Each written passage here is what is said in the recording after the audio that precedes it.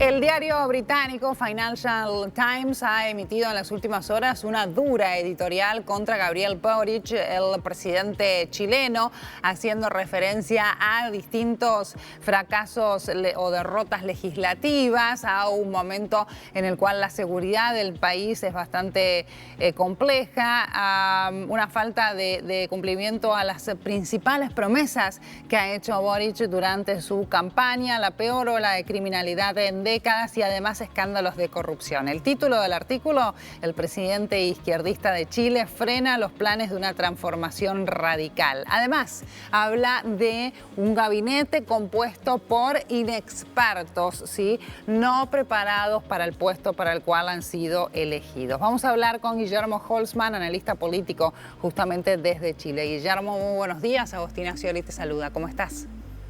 ¿Qué tal, Agostina? Un agrado saludarte. Igualmente. Bueno, ¿qué te ha parecido esta editorial del Financial Times? Es una editorial que analiza, yo creo, en forma correcta lo que es el gobierno de Boric. El gobierno de Boric con su coalición es un gobierno de minoría, que no tiene capacidad de llevar adelante las negociaciones legislativas que requiere para los proyectos transformadores y menos para lo que era el ímpetu refundacional que estaba en su programa inicialmente. Y eso genera obviamente un inmovilismo y genera un problema grave de negociaciones con la oposición y además un distanciamiento con la ciudadanía que se refleja en la falta de confianza y credibilidad del gobierno respecto a ella. Claro. A ver, tiene minoría en el Congreso, pero a la vez no ha tenido suerte a la hora de negociar, ¿no? Porque hay muchos gobiernos que llegan, digamos, con una minoría en el Congreso y que, sin embargo, sus referentes de alguna manera logran al menos que se aprueben alguna de las reformas que tiene en mente. Este no ha sido el caso de Boric. No, no ha sido el caso de Boric y hay un déficit en la estrategia de negociación, Claro. ya sea en términos de oportunidad, de tiempos adecuados, interlocutores para para llevar a cabo una negociación en un sistema político que está fragmentado. La derecha o la oposición tampoco tiene la capacidad de ponerse de acuerdo fácilmente y eso hace mucho más difícil la labor de un gobierno de minoría. ¿Cuál ha sido el peor fracaso de Boric en estos meses de gobierno? Sin lugar a dudas, el peor fracaso ha sido el rechazo del intento constitucional del año pasado, donde el gobierno se jugó completamente y esperó esa eventual aprobación para poder llevar adelante su programa y estuvo inmovilizado prácticamente 6 meses. El 62% con el cual fue rechazado ese proyecto definitivamente constituye una derrota política y un fracaso político también. Claro. Y en cuanto a las promesas de campaña de las reformas, por ejemplo, reformas previsionales, ¿cuál ha sido el logro y cuál ha sido el fracaso, lo que ha quedado trunco?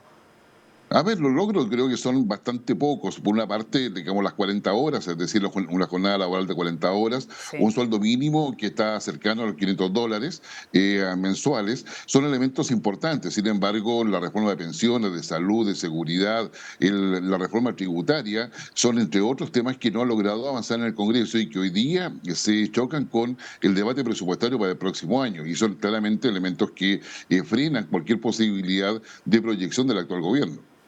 Con un índice de aprobación bastante bajo, ¿no?, el de Boric actualmente. ¿Cuál es la percepción de la ciudadanía, independientemente del artículo de Financial Times y de sus logros o no durante estos meses de gobierno? ¿Qué porcentaje tiene de aprobación?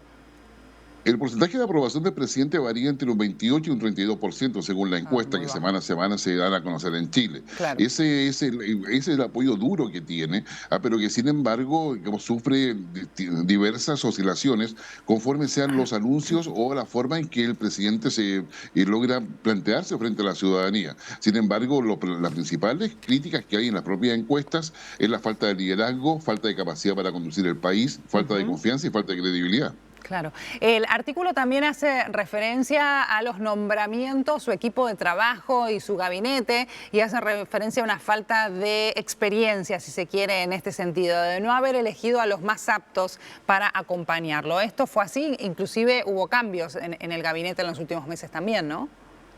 Efectivamente, el Varios. presidente lleva sí, varios cambios, lleva 3 cambios de gabinete y cada vez ha ido incorporando gente de mayor experiencia y conocimiento del Estado. Y eso tiene que ver con los partidos de la concertación o nueva mayoría, que eran los que apoyaban a Michelle Bachelet. En Ujú. esa perspectiva, la falta de experiencia ha jugado muy en contra, pero también esa falta de experiencia no se ha nutrido de las asesorías adecuadas. Y es ahí donde el gobierno termina aislándose y cometiendo muchos errores que ya a esta altura no son involuntarios, sino que es parte de la propia, digamos, enseñanza que ellos quieren tener en el ejercicio pleno del poder, que es donde justamente se atrinchera.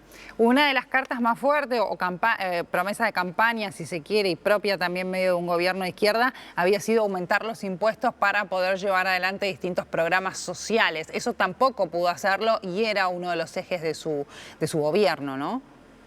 Efectivamente, comenzó con un planteamiento, una reforma tributaria que no logró avanzar y hoy día se habla ya de un pacto tributario que es en la práctica una mini reforma tributaria, con lo Claro. cual también eso no logra avanzar y no ha podido llevarla a cabo. Y eso, sin lugar a dudas, representa un retroceso o por lo menos un inmovilismo de lo que quería inicialmente plantear el gobierno. Ujú. En cuanto a la política internacional, ¿cómo han sido las relaciones internacionales que ha planteado Boric como presidente de izquierda?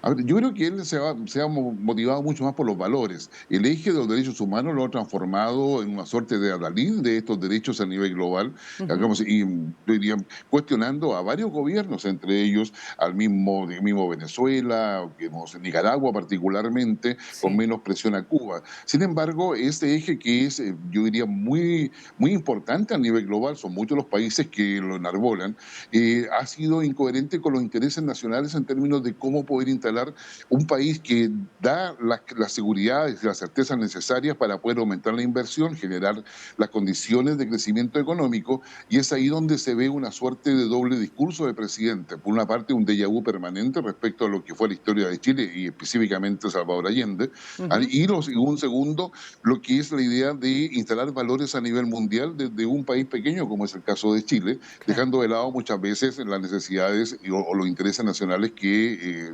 son prioritarios. Ujú. Otra de las preocupaciones de la sociedad y lo que sucedió es un aumento de la ola de criminalidad, ¿no? De inseguridad que hay en el país. Es decir, ya dejando de lado, si se quiere, la economía, la política exterior, los derechos humanos y demás, la ola de criminalidad también preocupa hoy por hoy a los ciudadanos.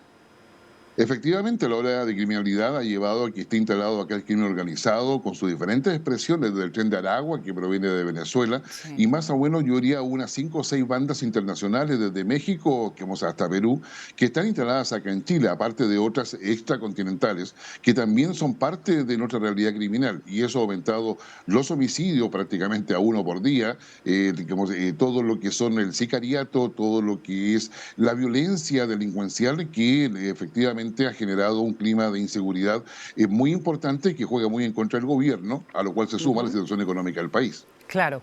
Sacando de lado, por supuesto, a quienes no han votado a Gabriel Boric, a la gente de derecha, presumo, ¿no? A la gente de derecha, ha sido un presidente de izquierda que ha defraudado a los referentes, por ejemplo, de la izquierda, o él como símbolo, como presidente de esta corriente política, si se quiere, ha defraudado en ese sentido en cuanto a sus valores, en cuanto a lo que intentó llevar adelante y no pudo.